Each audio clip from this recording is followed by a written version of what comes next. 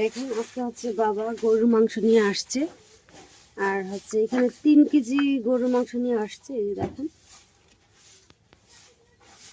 Hello everyone, আসসালামু আলাইকুম। আজকে ব্লগটা শুরু করছি বিকেল বলতে দুপুরে। বাবা হচ্ছে গরুর মাংস নিয়ে আসছিল প্রায় সকালের দিকে। আর যেহেতু এখন রমজান মাস, তাই রমজান মাসে কিন্তু সকালে ওঠা হয়নি তেমন, একটু দেরি করে ঘুম থেকে ওঠা হয়।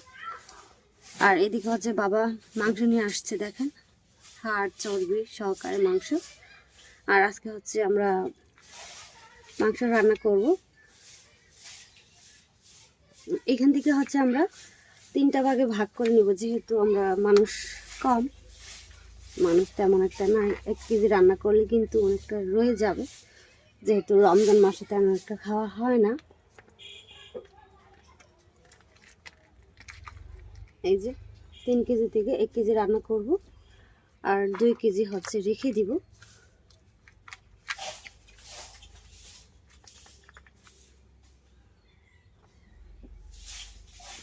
চলুন তাহলে এখন হচ্ছে রেখে দিয়ে ওই সব কিছু কেটে নিই, আমরা মশলা কেটে বাটা, তারপর হচ্ছে কাজগুলো করে নিই। তারপর হচ্ছে আমরা চলে যাব রান্নাতে। আর মাংসটাকে হচ্ছে ধুয়ে রেখে দিব।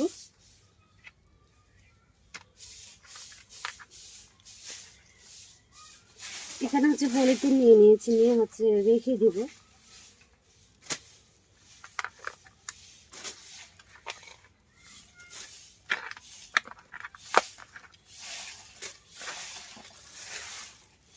এক কেজি, আর এখানে রেখে দিব 1 কেজি।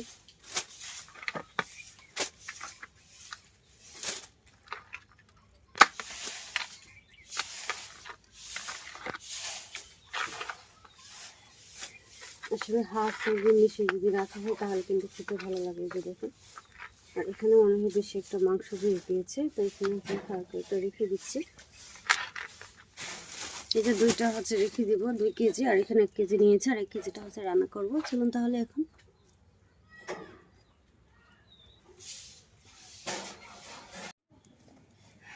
এই যে এদিকে হচ্ছে চুলায় প্যান বসিয়ে দিয়েছি, আর এখানে আমরা দিয়ে দিব হচ্ছে সয়াবিন তেল। আমরা হচ্ছে আজকে বিফ রেজালা রান্না করব। এলাচ, তারপর হচ্ছে দিয়ে দিচ্ছি দারুচিনি, এখানে লবঙ্গ, আর এখানে দিয়ে দিচ্ছি কয়েকটা তেজপাতা। দেওয়ার পর এখানে হচ্ছে দিয়ে দিব পেঁয়াজ কুচি। গরুর মাংস রেজালা রান্না করব।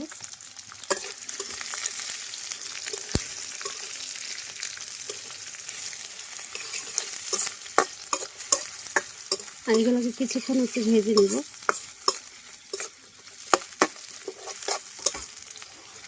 হচ্ছে পেঁয়াজটাকে কিন্তু হচ্ছে ভেজে নিয়েছি কিছুক্ষণ।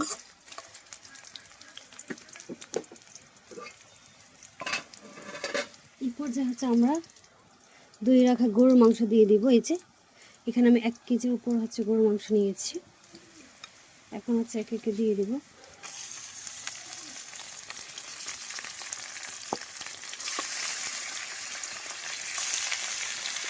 আমি কিন্তু হচ্ছে হাড় সহকারে নিয়েছি।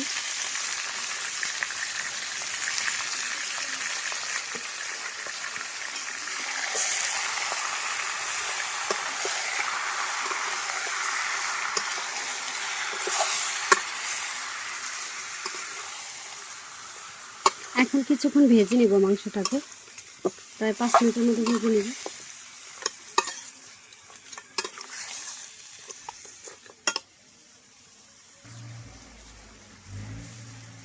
এই যে 4 থেকে 5 মিনিটের মতো হচ্ছে প্রথমে মাংসটাকে ভেজে নিয়েছি। আর দেখেন এর থেকে কিন্তু অনেকটাই পানি মানে ছেড়েছে।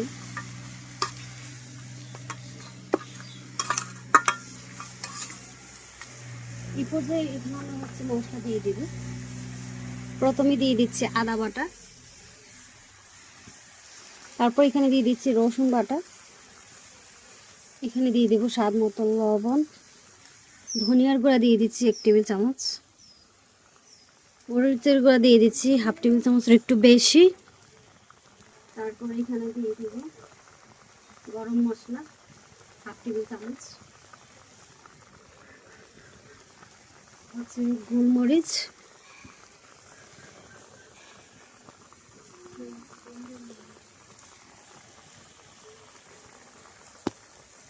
এখন এখানে দিয়ে দিব 5-6টার মতো কাঁচামরিচ। এই পর্যায়ে হচ্ছে মাংসটাকে আমরা নেড়ে ছেড়ে মিশিয়ে নিব।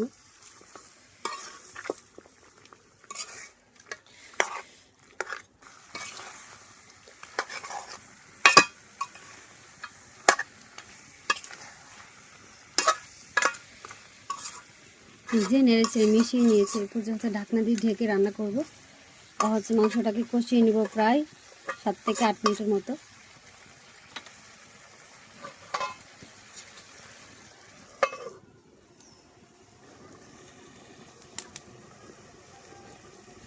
এই যে এই পর্যায়ে হচ্ছে আমি কষিয়ে নিয়েছিলাম প্রায় 10 থেকে 12 মিনিটের মতো। দেখেন কতটা পানি উঠেছে মাংস থেকে। আর এই পর্যায়ে কিন্তু আমরা হচ্ছে কষিয়ে নিয়েছি।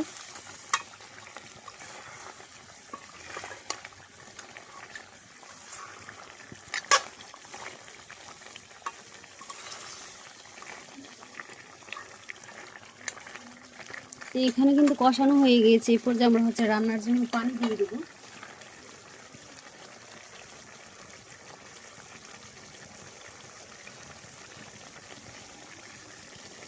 আর মাংসটা যেন একেবারে সিদ্ধ হয়ে যায় ঠিক ওই পরিমাণে কিন্তু পানি দিতে হবে।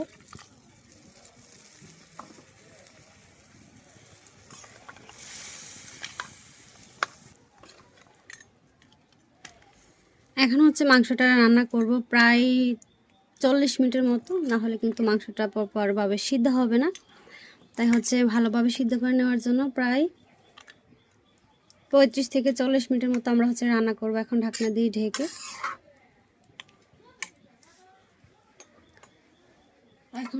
ঢেকে রান্না করব।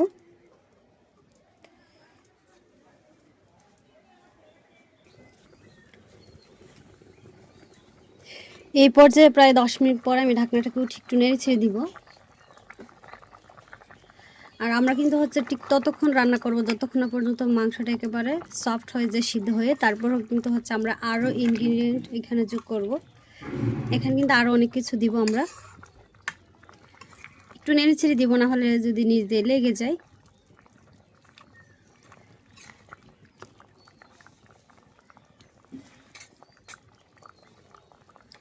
এই পর্যায়ে হচ্ছে আবারও ঢাকনা দিয়ে ঢেকে রান্না করব।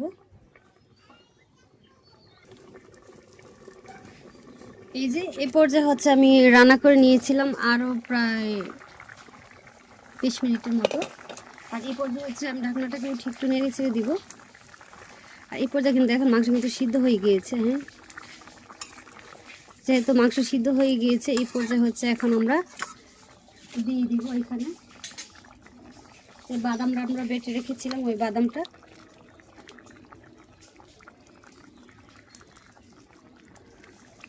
তারপর এখানে আমরা দিয়ে দিচ্ছি জয়ফল, জয়ত্রী বাটা।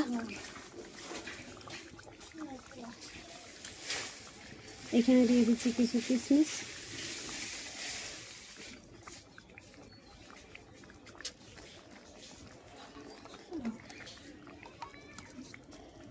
এই যে এখানে কেওড়া জল দিয়ে দিচ্ছি। এখানে হচ্ছে ঘি দিয়ে দিব 1 টেবিল চামচের মতো।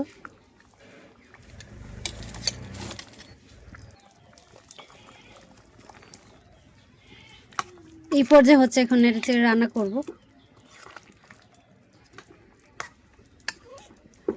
এখন আরও 10 থেকে 15 মিনিটের মতো হচ্ছে রান্না করব।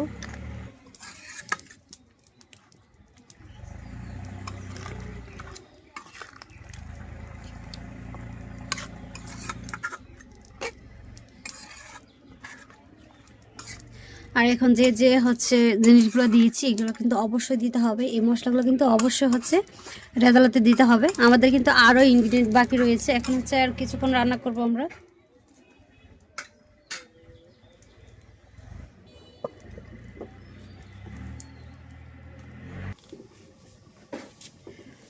এই যে এই পর্যায়ে হচ্ছে কিছুক্ষণ রান্না করেছিলাম, দেন হচ্ছে এখন ঢাকনাটাকে উঠিয়ে নিচ্ছি। উঠিয়ে আবার একটু নেড়ে ছেড়ে দেবো।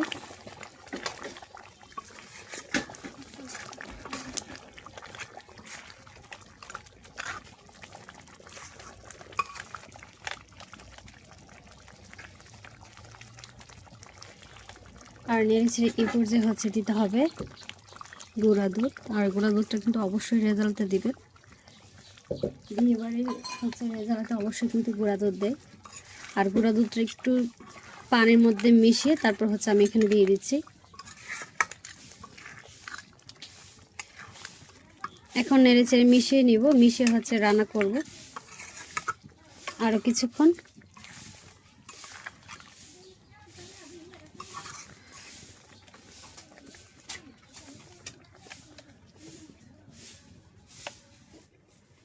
এই পর্যায়ে হচ্ছে আরো কিছুক্ষণ রান্না করে নিয়েছিলাম, দেন হচ্ছে এখন আমরা ঢাকনাটা উঠিয়ে নিয়েছি। এই যে দেখেন মাশাআল্লাহ কতটা সুন্দর হয়েছে কালারটা।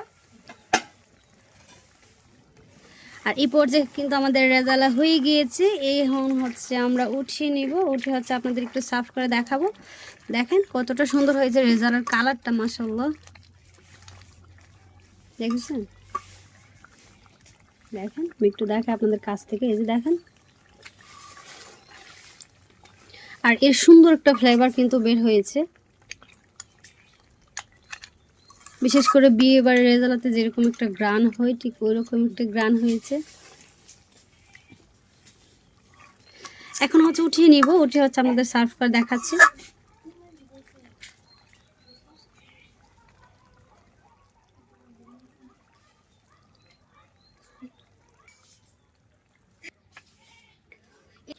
এই যে আমি হচ্ছে সার্ভ করে নিয়ে এসেছি। আর মাশাআল্লাহ দেখেন রেজাল্টটা কতটা সুন্দর হয়েছে কালারটা।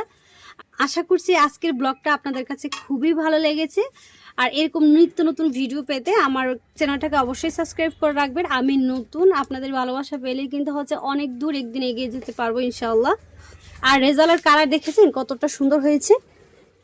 সামনে যেহেতু ঈদ স্পেশাল, কিন্তু এরকম হচ্ছে গরুর মাংসের রেজাল্ট আপনারাও বাসায় বানিয়ে নিতে পারবেন। খুবই মানে ইজি প্রসেসে কিন্তু আমি দেখিয়েছি। এইভাবে যদি আপনারা বাসায় বানান তাহলে দেখবেন যে বিয়ে বাড়ির যে রেজালাগুলো আছে ঠিক ঠিক ওই রকমই কিন্তু স্বাদ পাবেন। আর যেহেতু রমজান মাস এখন, তাই এখানেই বিদায় নিচ্ছি। আর এখন কিন্তু প্রায় সন্ধ্যা হয়ে যাচ্ছে।